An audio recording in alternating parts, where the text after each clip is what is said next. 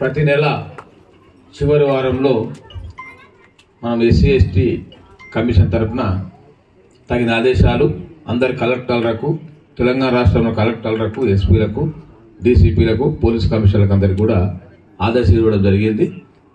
ప్రతి మండలంలో tahsildar, SI, station house officer ఉంటే వాళ్ళు కోఆర్డినేట్ చేసుకొని సంవత్సరం యాక్షన్ ప్లాన్ తయారు చేసుకొని ప్రతి నెల చివరి వారంలో తప్పకుండా సివిల్ లైన్ జరపాలని, అది ముందస్తుగా సమాచారం ఇవ్వాలని, మరి మొక్కుబడి జరపకుండా గ్రామ సెంటర్లో ఏర్పాటు చేసి మరి అందరికీ కూడా చట్టాలపై అవగాహన కల్పించాలని, అప్పుడే మరి నేరాలు జరిగాయి, చట్టాలపై అవగాహన కలుగుతాయని చెప్పి కూడా మరి అన్ని జిల్లాలకు కూడా పోలీసు అధికారులకు అందరికీ, రెవెన్యూ అధికారులకు అందరికీ ఆదేశాలు ఇవ్వడం జరిగింది.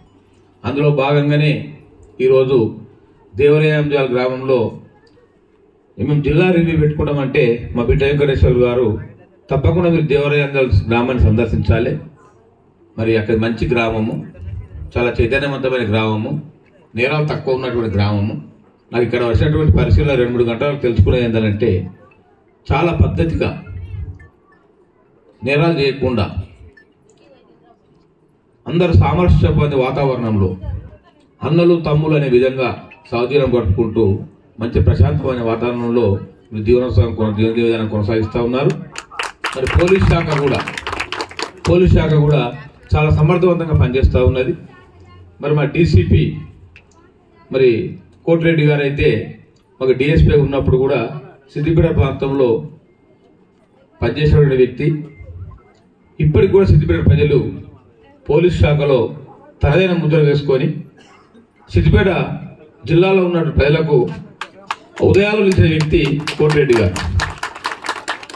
ఆయన అనగానే మేమందరం కూడా కోటిరెడ్డిని గుర్తు చేసుకొని జిల్లా యంత్రాంగం, జిల్లా ప్రజలందరూ కూడా ఏ పోలీస్ శాఖలో వెళ్చినా కానీ కోటిరెడ్డి లెక్క మీరు పేరు తెచ్చుకొని ఆయన లెక్క పనిచేయండి అనే విధంగా ఆయన రోల్ మోడల్ తీసుకోవాలని చెప్పి కూడా మా జిల్లాలో చెప్పుకుంటూ ఉంటాం.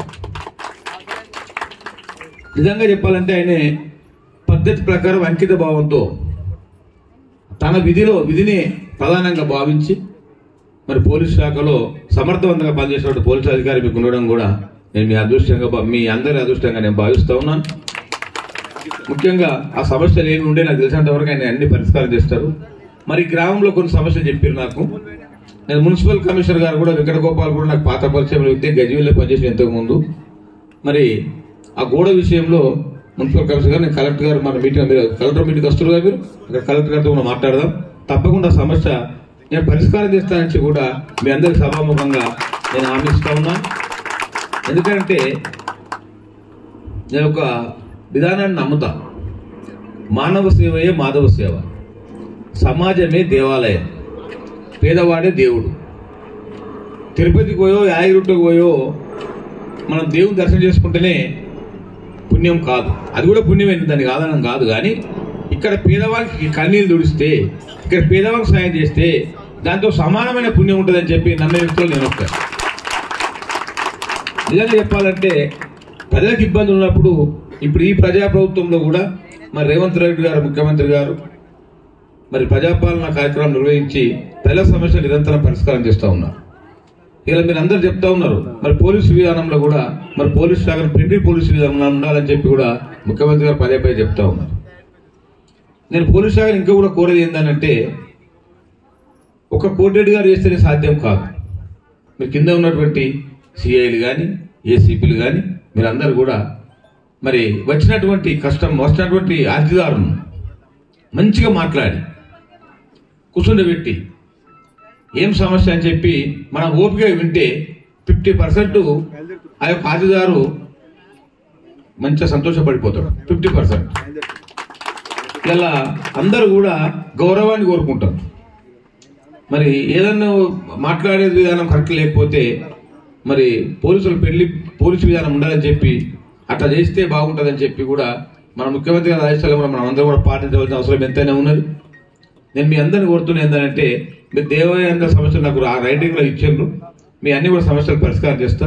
మా గిరిజన సోదరులు కూడా మెమోరాండం ద్వారా మాకు సమస్యలు ఇచ్చిండ్రు, నేను తప్పు తీసుకున్నా. తప్పకుండా మీ సమస్యల పరిష్కారం కోసము నా వంతు కృషి తప్పకుండా చేస్తానని చెప్పి తెలియజేస్తూ మరి ఎస్సీ ఎస్టీ కమిషన్ కూడా మీరు చూస్తా ఉన్న అన్ని సోషల్ మీడియాలో కూడా రకరకాల జిల్లాల్లో తిరిగి కూడా మేము అన్ని కార్యక్రమాల్లో కూడా మేము పాల్గొంటూ ఉంటున్నాం. మీరు చూస్తున్నారు. మరి ఏ కార్యక్రమం చూసినా కానీ మీరు చూస్తున్నారు. ఎస్సీలకు ఎక్కడ సమస్య వచ్చినా కానీ 33 జిల్లాల మేమందరం పోయి అక్కడ కమిషన్ మెంబర్లతో సహా మీ టీం అందరం పోయి కూడా అక్కడ మేము పరిష్కారం చేస్తూ ఉన్నాం. మరి ఈరోజు సహభక్తి భోజనాల ఏర్పాట్లు మరి ఆదివాస్తాద్ గారు మరి వాళ్ళందరూ కూడా బాగా ఏర్పాటు చేసినట్టున్నారు. వాళ్ళ schedule caste of India chairman వారికి కూడా నేను ఈ విధంగా ధన్యవాదాలు తెలియజేస్తా ఉన్నాను. ముఖ్యంగా మరి ఇక్కడ మరి వారు చాలా కార్యక్రమాలు ఏర్పాటు చేసినట్టు వారికి ధన్యవాదాలు తెలియజేస్తా ఉన్నాను. ముఖ్యంగా మీ అందరినీ నేను కోరేది ఏంటంటే మనమంతా కూడా చట్టాలపై అవగాహన కల్పించుకొని మరి పోలీస్ శాఖతో మంచిగా మెదులుకుంటూ మరి రెవెన్యూ శాఖతో కూడా అన్ని విధాల సహకారం తీసుకుంటూ మన సమస్యలు మనం పరిష్కారం చేయాలని చెప్పి నేను కోరుకుంటున్నాను.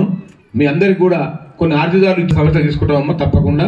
మన కమిషనర్ గారు చెప్పిండు మరి ప్రజాపాలన భాగంగా పెన్షన్లు కానీ రేషన్ కార్డులు కానీ ఇందిరమ్మ ఇండ్లు కానీ అవన్నీ కూడా మున్సిపల్ శాఖల నమోదైనాయి. అది ఒక ప్రక్రియ జరుగుతూ ఉన్నది కార్యక్రమం. మరి రైతు భరోసా కానీ అన్నీ కూడా జరుగుతూ ఉన్నాయి కనుక అవన్నీ కార్యక్రమాల్లో మాకు ఇవ్వకుండా కొన్ని సమస్యలన్నీ కూడా మనం పరిష్కారం చేసుకుందాం. తప్పకుండా మీ దేవరయాంజల గ్రామంలో మీ అందరు కలిసేటువంటి అదృష్ట భాగం కలిగినందుకు మరొకసారి నేను మీ అందరికీ నేను అదృష్టంగా భావిస్తూ మీరందరూ కూడా ఎల్లప్పుడూ కూడా నేను మళ్ళీ వస్తా.